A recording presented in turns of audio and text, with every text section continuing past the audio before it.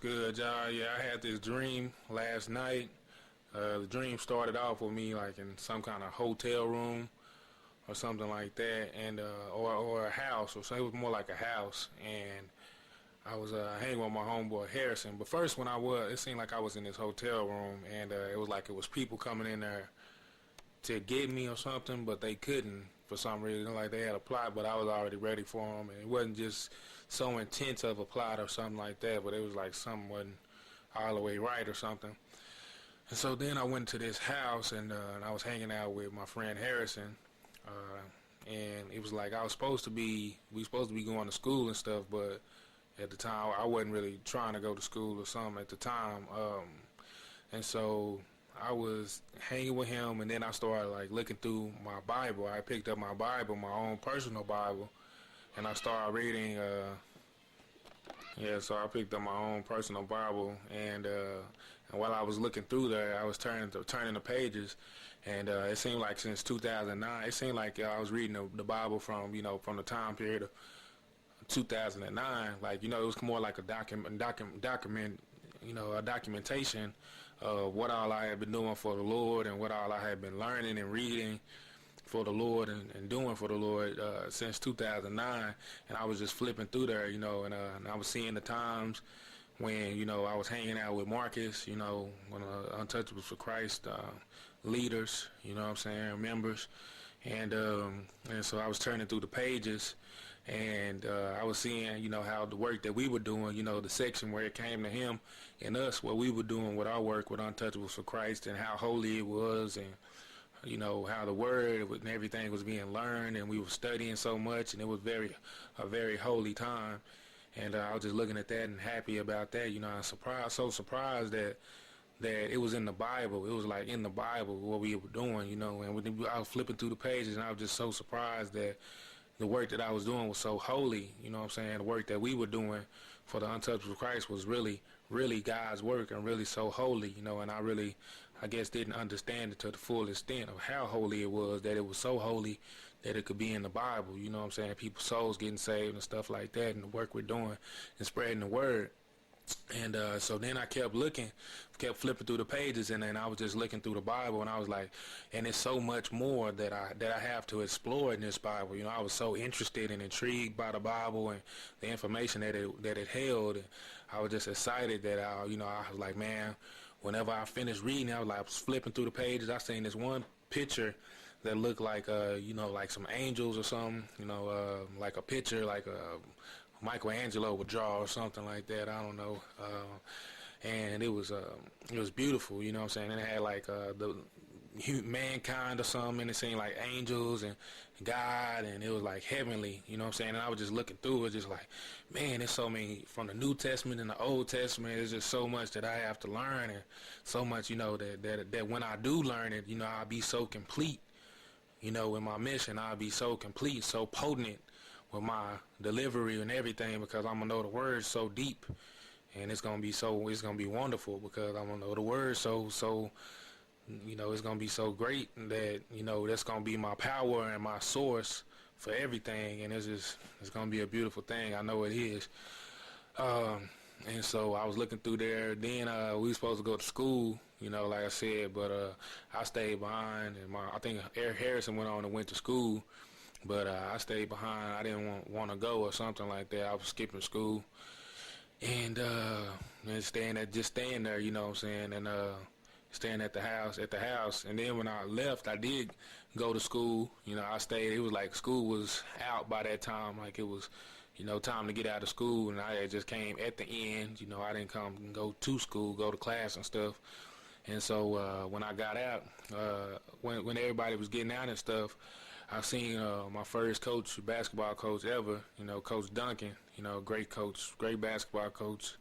And, he taught me a lot and, gave me the fundamentals of the game. And I'm very thankful for that. And he's like becoming this mentor kind of guy in my dreams, like a father figure type guy in my dreams. Like, he just being hard on me at times, he like one of the ones that'll take me by my hand and just be like, hey, this is what it is, whether he's wrong or right, what I'm saying? He just trying to be a father figure to me in these dreams, and he just Last time I seen him, I asked him to pray for me and stuff. So maybe this got to do with his prayers, and that he's, becoming one of my spiritual guides. Even though I don't see him every day or talk to him, but in the spiritual realm, he's praying for me, and he's one of my spiritual guides. And he was always been like a father, one of my father figures. So I wish he had been been in my life to be a father to me. You know what I'm saying, in a way, because I just know that my basketball game would be so amazing if I had a father who could play basketball and then had the knowledge of teaching the game like that. So but that wasn't what I was blessed with. I was blessed with a father who was a good man and a caring, nice guy. Not mean or not anything. He's just a hard-working man and keep take care of his family, and he's just a good guy, good solid guy. And he can't really play basketball, and things. He likes it, but he can't play it. So I'm just saying that I wish that sometimes I did wish when my father wasn't there for me like that, that I did have a father that was there to push me, like Coach Duncan, did his child and did, was able, how that goes, But it's how everything happens for a reason. So anyway, so I was, Coach Duncan, so he sees me, what I'm saying, and for some reason he knows that I skipped school, so he said, hey, you better stop. He said, you better stop skipping. When he see me, I ain't really say nothing, but he said, you better stop skipping school. And I said, huh? I said, huh? What'd you say? He said, you heard me. He said, you heard me. I said, you better stop skipping school. He said, and I said, and he was like, just getting on my case, a little bit, and I just broke down and started crying, what I'm saying? I started crying, and I just was like, man, I told him, man, I try and get everything structured, what I'm saying, like a man's supposed to, I try and get all these plans, these things, promises, and all these things that God has given me, I try and get them going, what I'm saying, and I get them going for a second, but it's like my structure of my life, I don't have the structure I need to continue on doing what I need to do. And, in order to be successful in these things or to continue on my road, and I was crying, it really was upsetting me because I'm really trying my best to, get everything structured to where I can, be a man and do what I'm supposed to do. And Coach Duncan was like, he said, I know what it is. Coach Duncan said, I know what it is. He said, it's because you're hurt. He said, it's because you're hurt. From all the things that happened to you in the past, you're hurt. He said, you hurt because, on our team, he started talking about our little basketball team. He said, it's because you weren't one of the best, what I'm saying? And you weren't one of the best growing up, starting out, you weren't one of the best.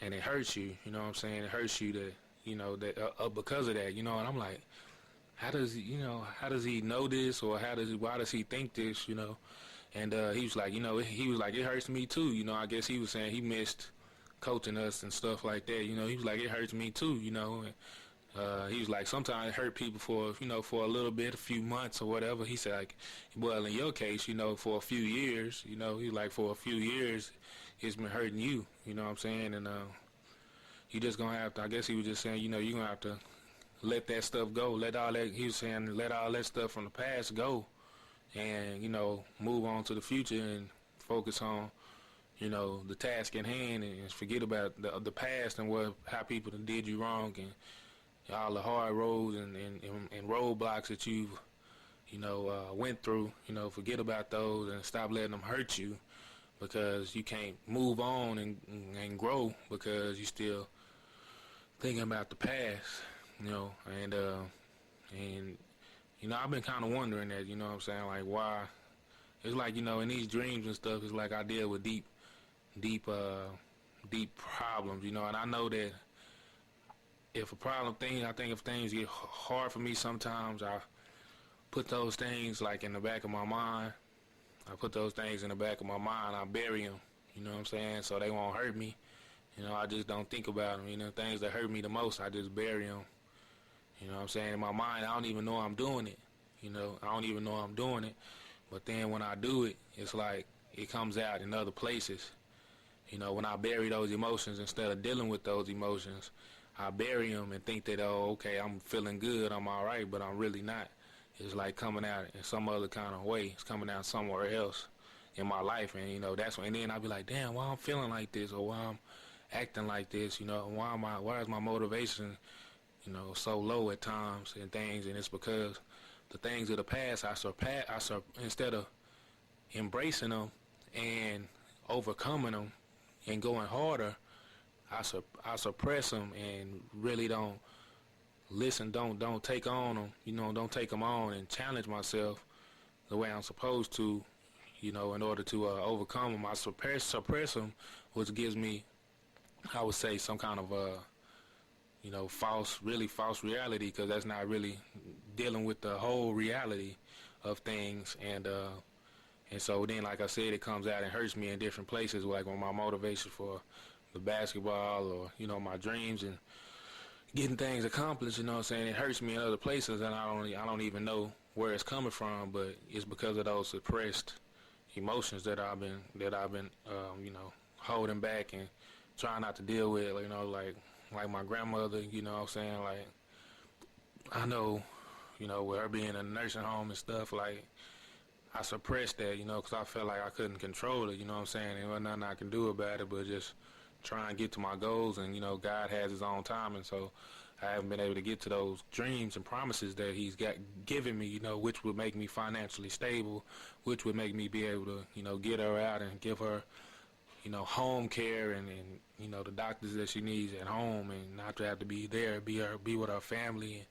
And, these are things that I want, and I guess, it's just been hurting me that I can't do it, you know what I'm saying? Because the reason I say that is because I suppressed that. I realized that the other day, my friend's mother, he was like, hey, she was like, you need to go visit your grandmother, you need to go visit her, and, you know what I'm saying, you need to go talk to her and stuff like that, and deal with it, and show her love and everything, and it's like, that's been a real hard thing for me, as far as just like I suppressed the emotion. I suppressed how I felt about it, you know what I'm saying, so it wouldn't hurt me. Because like me and my granny, that's one of the closest people to me, you know what I'm saying, and it hurt me so much, you know what I'm saying. I just want to hear her, and she got Alzheimer's, I just want to be able to talk to her and share these things that I'm learning and how I'm growing with her, and I'm not able to do that,